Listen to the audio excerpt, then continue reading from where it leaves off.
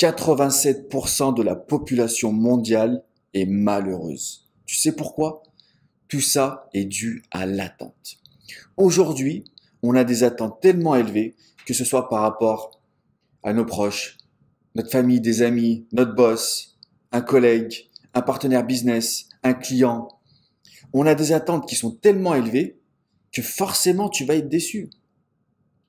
Il y a 7-8 ans en arrière, quand j'ai réellement décidé d'accélérer mon développement personnel et accélérer le déploiement d'un meilleur mindset, d'un meilleur état d'esprit, je me suis rendu compte qu'il fallait que j'aie zéro attente. Mais quand je te dis zéro attente, je pèse mes mots.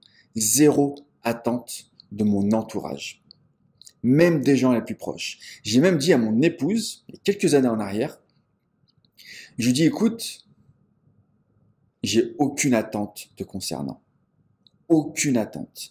Je suis avec toi parce que j'admire la personne que tu es, pour toutes les valeurs, toutes les qualités que tu as, mais j'ai zéro attente.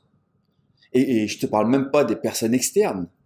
Ça peut être quelques amis, ça peut être des gens que je crois, ça peut être des clients, ça peut être des partenaires business. Je n'ai aucune attente. Quand je mets en place un partenariat, je mets une petite parenthèse, quand je mets en place un partenariat dans le cadre d'un business, là tu vas me dire, ah, mais là tu as quand même des attentes. Il y a des choses qui sont contractuelles. Donc, bien évidemment, si on s'est mis d'accord sur quelque chose, j'attends ces choses-là, puisqu'on s'est mis d'accord à la base. Il y a un contrat, c'est noté. Mais en dehors de ça, j'ai aucune attente. Et tu te rends compte qu'à partir du moment où tu as zéro attente, c'est là où tu commences réellement à accumuler des moments de bonheur. Je ne sais pas si tu as déjà essayé ça, mais essaie juste pendant une journée, voire une semaine, d'avoir zéro attente. C'est, c'est un changement qui est tellement radical, c'est un truc de dingue. Si tu prends sur les dernières semaines ou les derniers mois, si tu réfléchis réellement les moments, au moment pardon, où tu étais déçu, où tu étais malheureux, t'as pas eu telle chose ne s'est pas passée, on t'a dit si, mais au final ça s'est passé différemment. Tu te rends compte qu'au final, tu es malheureux par rapport à ton environnement. Donc si demain, tu commences à être dans un mode où tu as zéro attente, tu enlèves toutes ces choses-là de l'équation. La seule chose sur lesquelles tu dois avoir des attentes très élevées, c'est te concernant. Me concernant, j'ai des attentes et des standards qui sont hyper élevés. C'est pour ça que mes objectifs sont hors normes. Hors normes. Beaucoup de gens dans ma situation aujourd'hui se contenteraient de ce qu'ils ont. Pour moi, je suis encore tellement loin de mon objectif, c'est un truc de dingue. Je suis très très très loin de mon objectif. Mais les attentes que j'ai me concernant, elles sont hyper élevées. Donc si par exemple, dans mon quotidien, si je ne fais pas ce que je me suis dit que j'allais faire, là je peux avoir des moments où je suis pas bien. Là David, tu devais faire ci, tu l'as pas fait, là t'as déconné. Personne n'est parfait. Tous les gens qui sont sur les réseaux qui te disent, moi, je fais toujours ce que je fais, ce que je dis, je suis hyper discipliné, j'aime aller à la salle de sport tous les jours, j'aime manger propre tous les jours, je ne dévie jamais. Si tu entends quelqu'un te dire ça, pars en courant, c'est du mytho. Il y a des moments où je vais dévier. Je te dis d'aller à la salle de sport. Moi, je vais à la salle de sport 6 jours sur 7. Je te dis d'aller à la salle de sport, mais tu crois que j'ai envie d'y aller tous les jours? Il y a des moments où j'ai pas envie d'y aller. Il y a des moments, j'ai du mal à me donner à fond.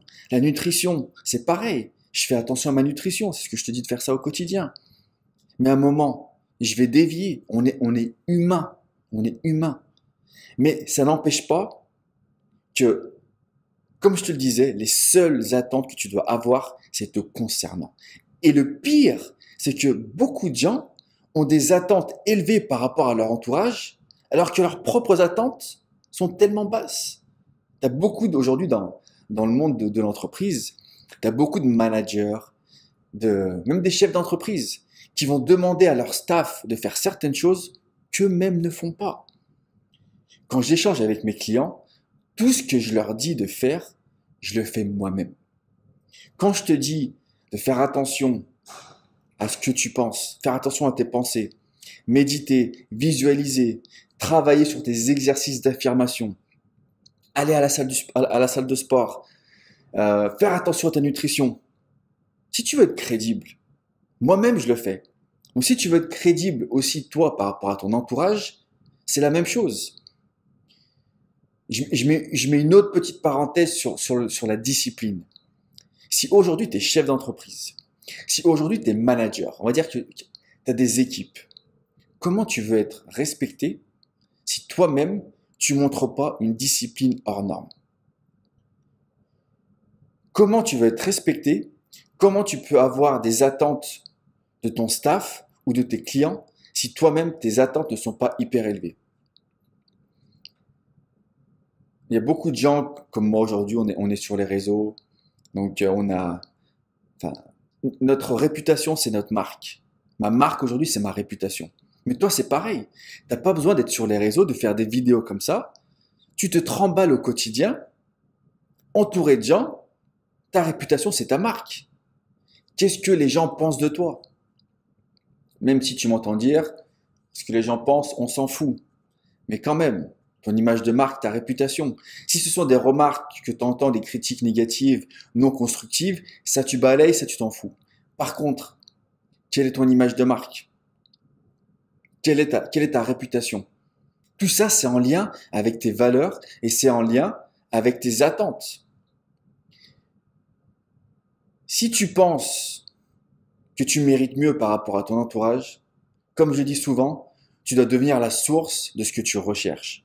Donc si tu n'as pas ce que tu souhaites de la part de ton entourage, si tu souhaites avoir quand même quelques attentes, il faut que toi-même tu montres l'exemple. Si tu veux de la joie, tu dois en donner d'abord. Si tu veux de la paix, tu dois en donner d'abord. Et encore une fois, comme je te dis souvent, la vie est un miroir. Mais sincèrement, avant d'arriver à un niveau élevé où toi-même, tu as une discipline qui est hors norme, où tu montres que tu peux donner l'exemple, la première chose que tu dois faire, c'est d'avoir zéro attente par rapport à ton entourage. Zéro attente. Et là, tu vas me poser la question, et j'ai déjà eu cette question, comment tu gères au niveau de ton entreprise? On va dire qu'aujourd'hui, tu as du staff. Tu dois avoir des attentes par rapport à ton staff, c'est ce que tu vas me dire. Mais comme je te le disais, tu as un contrat. Mais derrière, qu'il le fasse ou pas, tu dois avoir zéro attente. S'ils le font, tant mieux, c'est que du plus, c'est que du positif.